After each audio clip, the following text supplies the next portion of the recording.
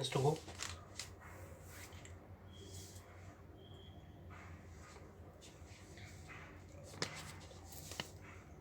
start. The problems we have to face in world affairs at the present moment bear a great deal of relation to the conflicts that are going on. So, we have stated repeatedly that our foreign policy is one of keeping aloof from the big blocs of nations and being friendly to all countries and not becoming entangled in any alliances, military or other, that might drag us into any possible conflict. So that does not, on the other hand, involve any lack of close relationships with other countries. So the House will remember that some time back I mentioned the question of India's possible relationships with the Commonwealth, and I informed the House of the broad lines of our approach to this problem, and I gathered that the House agreed to it. So, subsequently, the question as considered by the National Congress at its Jaipur session, and in broad lines they also laid down the policy to be pursued. As far as we are concerned, we propose strictly to adhere to those directions. So, of course, changing circumstances have to be understood and interpreted in different ways, but the broad lines of our policy have been laid down, and that India will naturally and inevitably, in the course of a few months, become an independent republic, and in our external, internal or domestic policy, political policy, or in our economic policy, we do not propose to accept anything that involves in the slightest degree dependence on any other authority. So, subject to that, we are prepared to associate ourselves with other countries in a friendly way. So,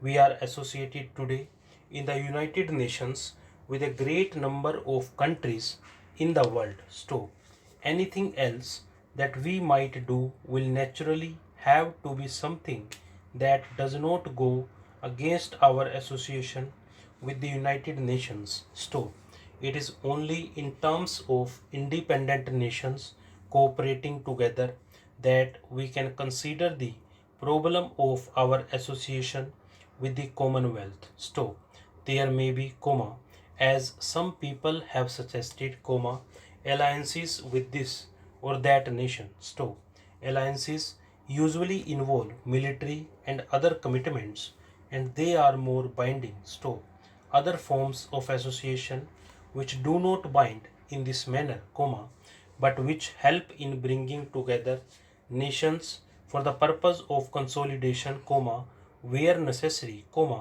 of cooperation, are, therefore, far more desirable than any form of alliance which does bind and will help us to achieve our main target. Stop. Para.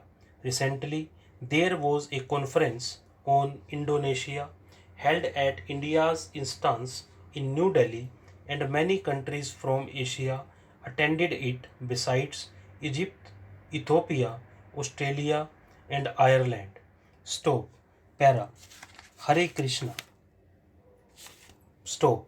Joining us today on this auspicious occasion are the country's culture minister, Shri G. Kishan Reddy, the president of ISKCON Bureau, Shri Gopal Krishna Goswami ji, and all the fellow Krishna devotees from different countries of the world. Stop. Para.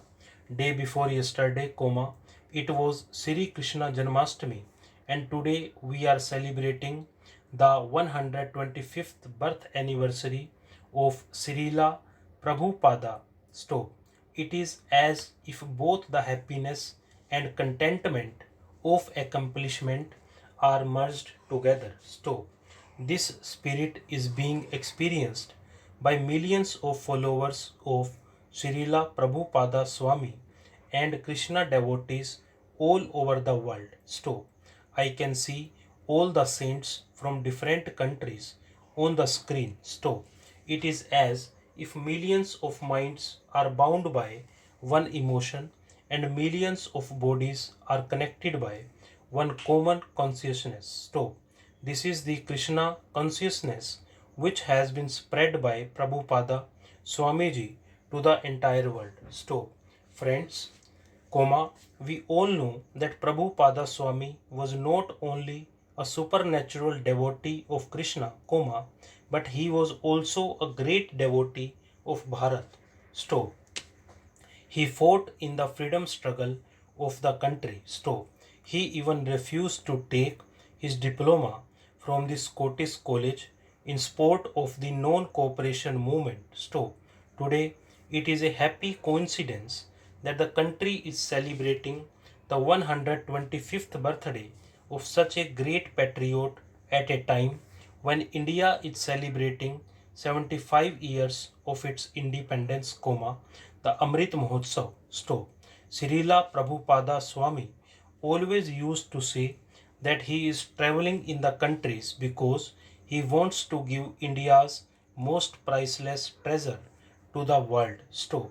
The spirit of the knowledge and science of India, the life, culture and traditions that we have, is for the welfare of the living entity only. Stop.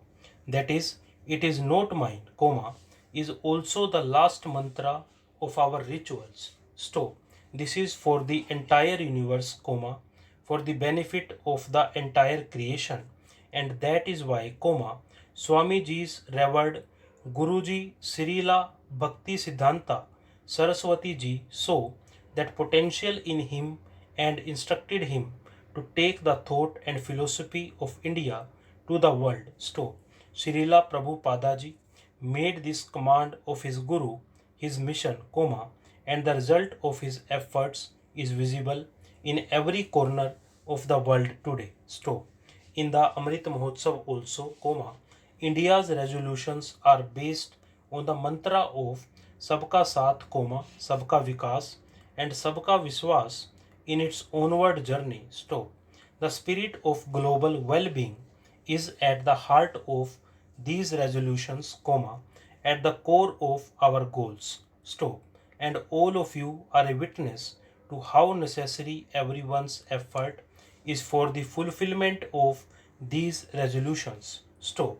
If Prabhupada ji alone has given so much to the world, then can you imagine the outcome if we all make concerted efforts with his blessings? Sign of interrogation. We will definitely reach that peak of human consciousness from where we can play a bigger role in the world and spread the message of love to the masses. Stop. Para. Friends, a great example of how much India can offer to the world in the interest of humanity is our knowledge and tradition of yoga spread all over the world. Stop. It is our resolve that the entire world should benefit from the sustainable lifestyle of India and the sciences like Ayurveda. Stop. India has made the mantra of self-reliance which Srila Prabhupada often used to talk about, and the country is moving forward in that direction. Stop. Many times when I talk about the goals of Atmanirbhar Bharat and Make in India, I cite the examples of the success of ISKCON's Hare Krishna movement to my officers and businessmen. Stop. When we visit any country and when people greet us with Hare Krishna, we feel so much warmth and pride. Stop. Imagine how we would feel when we get this same affinity for Make in India products. Stop. We can also achieve these goals by learning from ISKCON. Stop. Para. Friends, Lord Krishna had said to Arjuna, para, that is, there is nothing as holy as knowledge. After highlighting the supremacy of knowledge, he had said one more thing, that is, having attained the science of knowledge, comma, devote your mind and intellect to Krishna. Stop.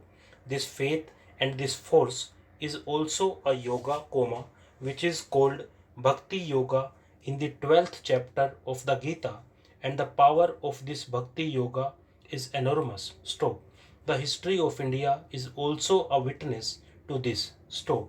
When India was trapped in the deep abyss of slavery and was unable to concentrate on its knowledge and power due to injustice, comma, oppression and exploitation, comma, it was bhakti that kept India's consciousness alive and its identity intact. Stop.